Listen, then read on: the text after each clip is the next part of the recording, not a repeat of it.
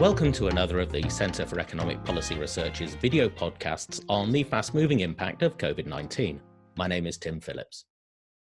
Millions of people who are fortunate enough to be in work at this time are getting used to a new working environment, their own homes. But millions more have been furloughed or worse, lost their jobs because the tasks they do simply can't be done at home. But how big is the community of home workers and what jobs are they doing? Well, a paper in issue 1 of COVID Economics by Jonathan Dingel and Brent Neiman called instructively, How Many Jobs Can Be Done at Home, uses two methods to estimate this for the US. Jonathan and Brent are both at the Booth School, University of Chicago, though, of course, they are able to work from home, and both are CEPR fellows too. And Jonathan joins me today. Welcome, Jonathan. Thanks for having me, Tim. Great to be here. We've been talking about flexible working for such a long time that I was quite surprised to discover from your paper that if it weren't for the lockdown, relatively few of us would work full-time from home. So what were the numbers coming into COVID-19? That's a surprisingly difficult question because it depends a little bit about how you ask it. So in the American Time Use Survey, they asked people if they've done work from home, and 22% of workers say they have, but they only did about 2 or 3 hours of work in a day. So they're kind of splitting their time between home and the office. In the UK statistics, the ONS says that 27% of workers have worked at home, but only 5% primarily work from home. So very few people are doing, the bulk of their work activity from their home. Now, we can be sure that there's a lot more doing their work from home now. Where are you finding this US data for the type of jobs that people have been doing in a way that you can find out whether or not it is suitable for home work? We combined two data sources for the United States to describe, what fraction of jobs could be performed at home. The first is detailing the number of people that work in more than 800 different occupational classifications. So this comes from the Bureau of Labor Statistics. The Occupational Employment Statistics describes different kinds of jobs in different cities and different industries across the United States in great detail. And then we combined that with something called the ONET survey, which asks a very rich set of questions about the nature of people's jobs. And so we used information on the kind of tasks that people perform as part of the job in order to form an assessment of whether it would be possible to do that, from your living room at home. But to make this sort of tractable, did you do it in a sort of machine learning type way? No, I think we are much simpler than that, which is we looked at a series of questions that we thought were very salient, like, do you wear protective safety equipment? Are you outdoors every day? Are you operating a vehicle? Are you repairing machinery, et cetera? And so the way that we classified occupations was sort of upper bound in terms of we selected characteristics that clearly made it impossible to perform this task from your home office. So if you have to be outdoors every day or you have to be operating machinery, it's not feasible to be doing that from home. Once you've subtracted all of them, what remains are the people that could work full-time at home, perhaps. What percentage of people in the workforce is this?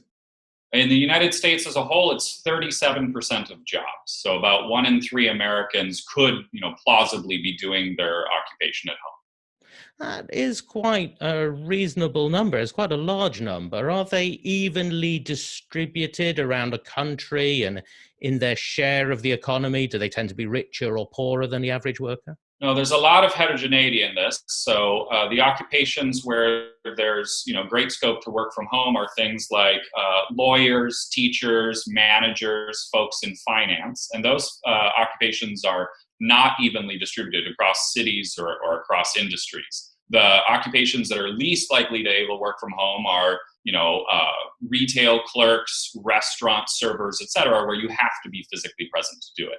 And so some industries are going to be very hard hit. Other industries might be able to cope reasonably well.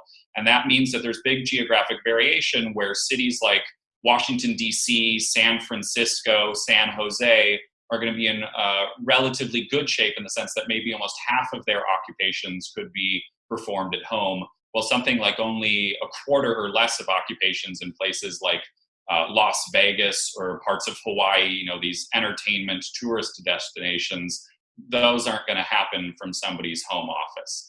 And generally, the share of jobs that can be done at home is greater in industries where workers are being paid higher wages. So white-collar jobs have more hope of being done from home on average than blue-collar jobs. So this is going to be difficult for the sort of low wage occupations that are serving customers face to face. Those simply can't be done from home.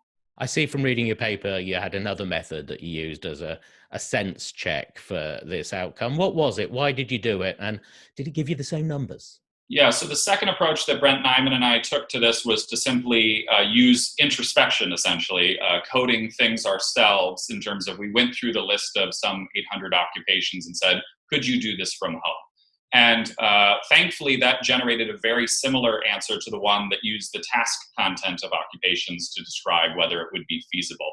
And so the number coming out of that method was also about 1/3 of US jobs. Now, a lot of people who are watching this have found out from experience that it might be possible for them to work from home. And a lot of managers are finding that it might be possible to have the people that are working for them to work from home. But it's not easy to work as efficiently they're accustomed to doing. So are there jobs in your estimate that are easy and some are hard but might be able to do? Do you differentiate there in your estimate? The headline number that we've given are those that could be plausibly performed at home. As you're alluding to, there might be lots of difficulties encountered. And given that we were using the sort of characteristics of the job as described by the activities you perform, it could be, possible, but we haven't quantified sort of how well you're going to be able to cope performing it at home. I think part of that is about the nature of the job, and part of it is other circumstances. I think the sort of two things that determine whether someone can do a job well from home, if it's technologically possible in the sense that we've classified it, is the quality of their internet connection at home seems really important, and then their childcare arrangements. I know, speaking to colleagues, that those that have sudden childcare responsibilities are in a very different position than those who are childless, for example. Now, in the short run, I suppose we are thinking about this lockdown as going on for another couple of quarters, at least in some sense. Can research like yours help to plan policies or help to compensate workers or help with infrastructure upgrades, for example? Yeah, by illustrating the potential to work from home, I think that it can help policymakers both think about economic consequences in terms of what kind of places are going to be suffering the most in terms of not being able to perform work, and think about perhaps targeting relief to those areas. So to give a very brief example, one thing I was exploring recently was correlating the share of jobs in a metropolitan area that can be done from home with how much social distancing people in that metropolitan area have engaged in. So measuring sort of the decrease in human interactions using mobile phone data as a proxy for that. And where in the metropolitan areas where more jobs could be done from home, you saw a greater fall in interactions amongst people. If it's easier to work from home, more people are able to engage in social distancing. So these numbers can sort of illustrate potential possibilities and consequences, and I think those would be a valuable input to policymaking decisions. Now, your research in the paper that we published is US only, I believe. Have you been able to get similar information for other countries? It'd be interesting to know if countries that are less advanced are less able to work from home. As soon as we put out the US numbers, one of the first questions we got was, well, how is this going to affect, my country? And people from around the world sort of, had that concern. So what we've done more recently is take our classification of occupations and map it to international standard classification of occupations in order to produce these estimates for other countries. There are limitations to this. To be clear, we've classified the occupations based on how they're performed in the United States. So we're using the US characteristics of the jobs, but we're going to go look at the composition of jobs across 85 countries around the world. And the very striking pattern that comes out of this is that rich countries have a mix of occupations that are much more amenable to being performed at home compared to poor countries. So the range is something like half of jobs in Luxembourg can be performed at home. In Mexico, that number is something like 22%. In Mozambique, it goes as low as 5%. That has important implications for inequality, doesn't it? And as the economy adjusts, do you think that in places that can afford it, that have the flexibility, these white-collar jobs and employment policies are going to be retooled so that they can be done at home, that the types of jobs, the content of the jobs and the technology we use to do our jobs will change? Yeah, in some sense, we're running a forced experiment right now. There's been a long-running discussion about work from home, and technologically it was possible, but Zoom has had a huge increase in the number of users in the last couple of months. I think perhaps if you were the only person in your organization working from home, people might have said, why haven't I seen this guy around the office? Or do I think that this person is shirking? Now that everyone has to work from home, that sort of coordination problem has been overcome. At the same time, this is not the experiment you would have wanted to run, in the sense that we weren't, able to prepare for this very well. Everything was done on short notice. And so I could see it going either way. People might realize that there was a lot of potential to do work from home, that, now they might choose to do so going forward, as opposed to just returning back to the office the way it was before. On the other hand, this is, a forced experiment in which childcare arrangements and all other kinds of constraints mean that people might have a, bad taste in their mouth, in terms of this is not the sort of work from home experience they might have wanted to have. Another way, I guess, to think about this, Jonathan, is that the work that can be done at home, they may also be jobs that can be done anywhere in the world. So do you think we might be on the verge of a revolution in white-collar offshoring as firms invest in remote working? Because for many advanced economies, those workers will be much cheaper to hire from other countries. Yeah, so remote work and working from home does raise this possibility of international offshoring.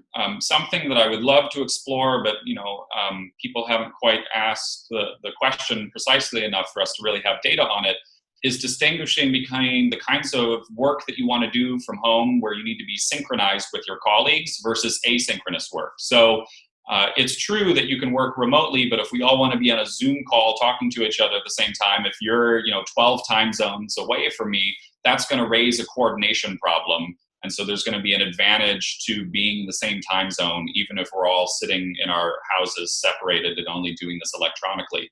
On the other hand, if your organization or your firm can produce pivot towards a workflow in which work is asynchronous, that you and your colleagues don't need to be online at the same time, then that could unlock huge potential for work to be distributed across a much greater, geographic scope. Very interesting. We're going to find out what the answer to that is in the next couple of years. But one thing that home working has made possible at the moment are video podcasts. So, Jonathan, thank you very much for taking part in ours. Thank you very much. My pleasure. So the estimates and methodology that Jonathan used are in issue 1 of COVID Economics, downloaded at voxeu.org. The paper is called How Many Jobs Can Be Done at Home? And the authors are Jonathan Dingel and Brent Neiman. And you can keep in touch with the COVID-19 coverage at VoxEU. We're adding to it every day with articles, podcasts, videos like this one, and webinars. But to all of you, stay safe. And from the CEPR, goodbye for now.